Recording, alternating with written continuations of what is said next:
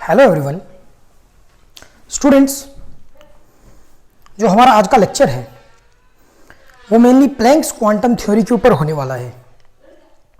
आप लोगों ने पढ़ा है लाइट दोनों नेचर शो करती है, wave nature and particle nature.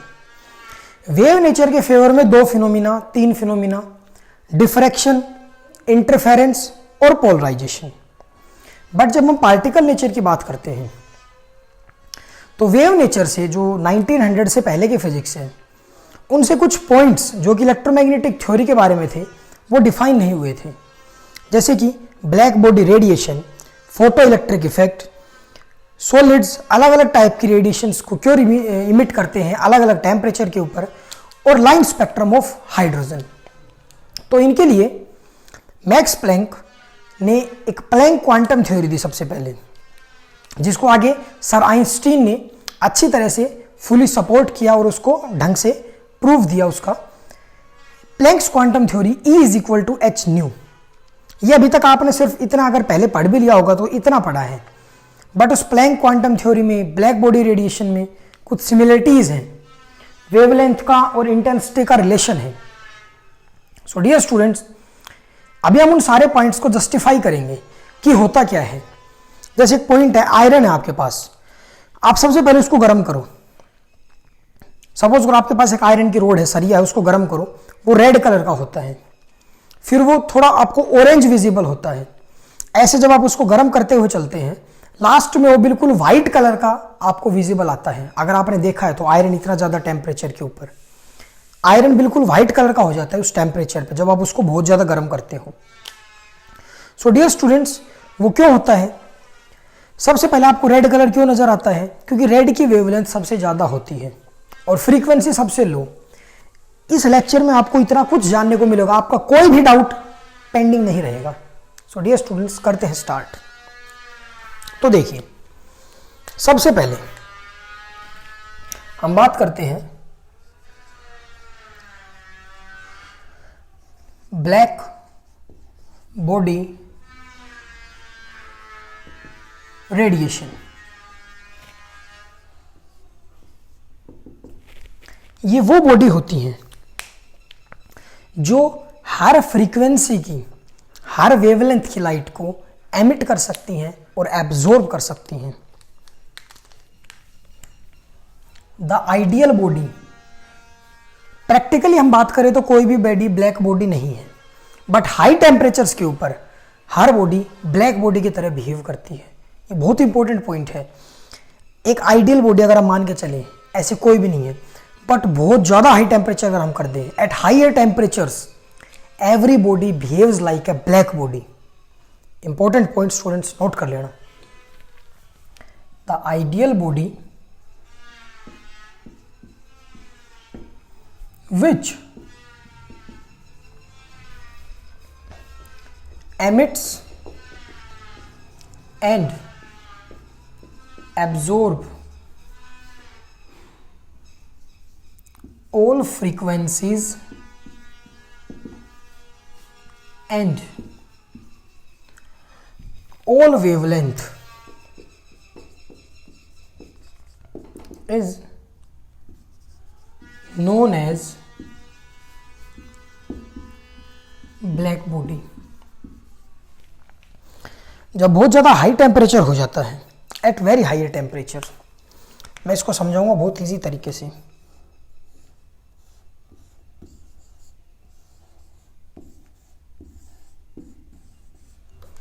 Dear students, मैं इस रेड कलर की बात करता हूं,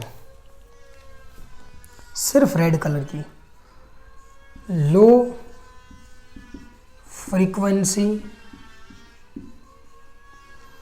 और अगर इसी की बात करूं मैं, हाईएस्ट या लॉन्गेस्ट वेवलेंथ।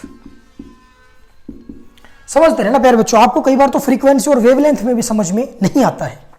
तो देखिए, इसकी फ्रीक्वेंसी सबसे लो है, मींस यहां पर जो रीजन है इसकी लो फ्रीक्वेंसी है, जो यहां पर रीजन है इसकी हाई फ्रीक्वेंसी है।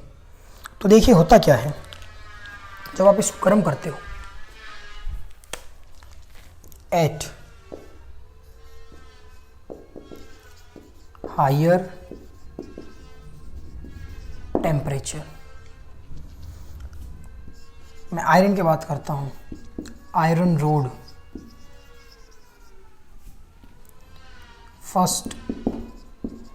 फर्स्टली इट विजिबल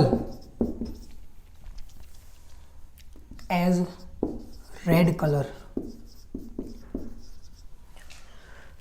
भाई आपने उसको हीट किया तो सबसे पहले इसकी ज़्यादा वेवलेंथ है, यही विजिबल आएगी। फिर उसके बाद आप जैसे जैसे आगे चलते हो रेड कलर, देन आपको ऑरेंज आता है, फिर येलो, फिर ग्रीन, फिर ये, जब ये सब टाइप की 1 2 3 4 5 6 7 7 टाइप्स की लाइट इमिट कर देता है, further orange and at very high temperature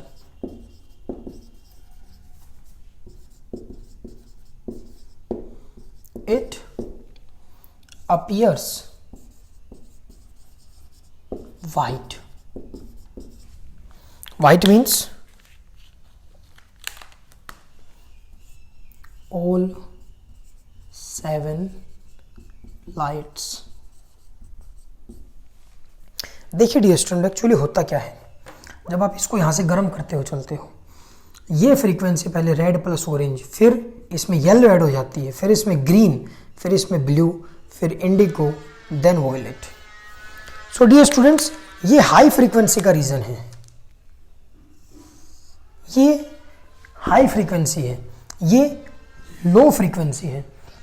जब हम इस तरफ मूव करते हैं तो फ्रीक्वेंसीज की अगर बात करें तो लोअर रीजन से हायर रीजन में आता है, और अगर वेवलेंथ की बात करें तो हायर वेवलेंथ से लोअर वेवलेंथ में आता है।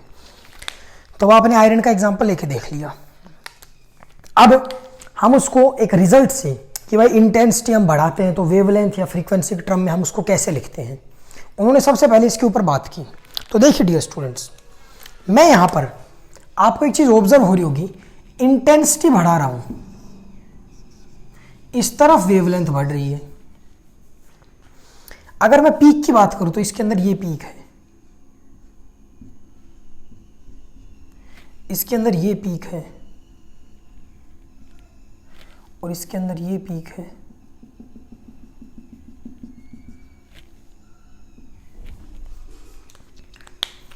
डियर स्टूडेंट्स, ये टेम्परेचर मैंने T1 मान लिया, ये T2 मान लिया, और ये T3 मान लिया। सबसे ज़्यादा टेम्परेचर है T3, फिर T2 और T1। आप जैसे जैसे टेम्परेचर इंक्रीज कर रहे हो, इंटेंसिटी तो बढ़ रही है, इंटेंसिटी डायरेक्टली प्रोपोर्शनल होती है फ्रीक्वेंसी के, मीन्स वो लो फ्रीक्वेंसी से हाई की तरफ शिफ्ट हो रही है, बट वेवलेंथ घटती हुई आ रही है। ये वेवलेंथ ऐसे बढ़ रही है, सबसे ज़्यादा इसकी है, फिर वेवलेंथ और कम हो गई, फिर वेवलेंथ और कम हो गई। ये बातें आपको किसी भी बुक में नहीं मिलेंगी, चाहे आप वीडियोस देख लेना। Dear students, this explanation is a very must. आप समझिए इसको। इंटेंसिटी मैंने इंक्रीज की, इंटेंसिटी डायरेक्टली प्रोपोर्शनल होती है फ्रीक्वेंसी की, और वो इनवर्सली प्रोपोर्शनल होती है वेवलेंथ की। तो जैसे जैसे मैं इसकी इंटेंसिटी बढ़ा रहा हूं, वेवलेंथ कम हो रही है। Dear students, you can see इस पीक के ऊपर, इस पीक के ऊपर और इस पीक के ऊपर डिक्रीज हो रही है, बट इनसे हमें कोई सेटिस्फैक्टरी रिजल्ट नहीं मिला। फिर आया क्या, प्लैंक सर ने एक इक्वेशन दी, E = h²। उन्होंने बोला जो एनर्जी घट रही है बढ़ रही है, ये कंटिन्यूअस मैनर में नहीं है, ये डिस्क्रीट मैनर में है, और उन्होंने उसको नाम दिया एनर्जी पैकेट्स, जिसको हम बोलते हैं quanta.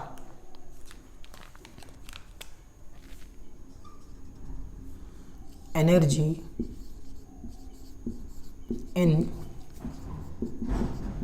Discrete manner named as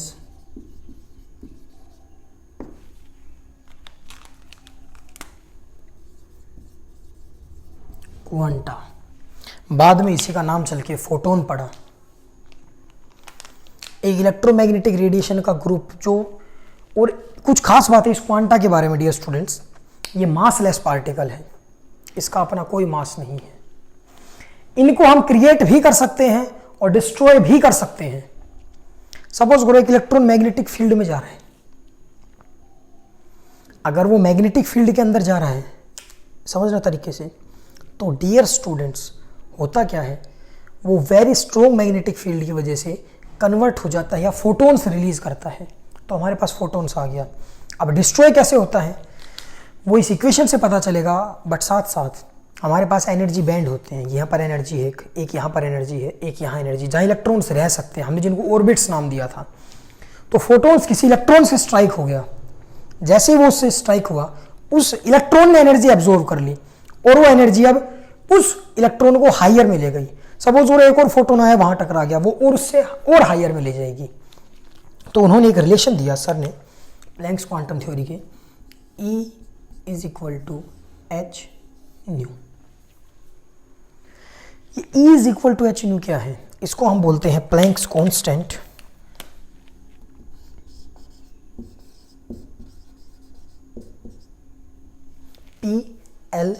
PLANC के सॉरी स्टूडेंट्स, प्लैंक्स कांस्टेंट, जिसकी वैल्यू होती है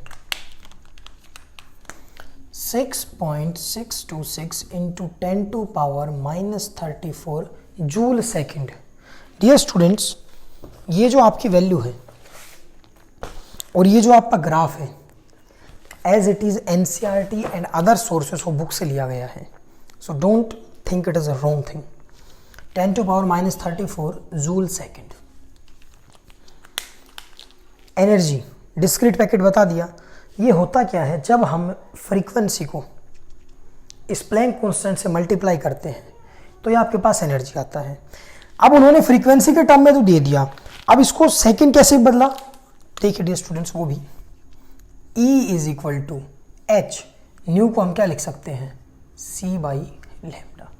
तो यहाँ पर ये फ्रीक्वेंसी के टर्म में भी और वेवलेंथ के टर्म में भी प्लैंक सर ने इस थ्योरी को दे दिया कि इंटेंसिटी ऑफ लाइट या एनर्जी कैसे डिपेंड करेगी, प्लैंक्स कांस्टेंट से उसको मल्टीप्लाई करो in the term of frequency या in the term of wavelength. So dear students, इस कंसेप्ट को याद रखना, हम टेम्परेचर बढ़ा रहे हैं, इंटेंसिटी बढ़ रही है, फ्रीक्वेंसी बढ़ रही है, but wavelength is inversely proportional. इस पीक की अलग है, और टेम्परेचर बढ़ाया और पीछे आई, और टेम्परेचर बढ़ाया, दिस पीक जो आपकी ऊंचाई है, चोटी है एक, ये shift towards backward direction. So this theory is given by sir Planck's. It is a very important, 1907 में प्लैंक सर ने दी थी, तो इसको रिमेंबर रखना। नेक्स्ट जो हमारा लेक्चर रहेगा वो प्लैंक थ्योरी से ही रिलेटेड, उसकी हेल्प से ही जो आपका फोटो इलेक्ट्रिक इफेक्ट है, उसमें बहुत इंटरेस्टिंग बातें हैं सुनने को मिलेंगी आपको। So dear students, today our lecture is over and thanks.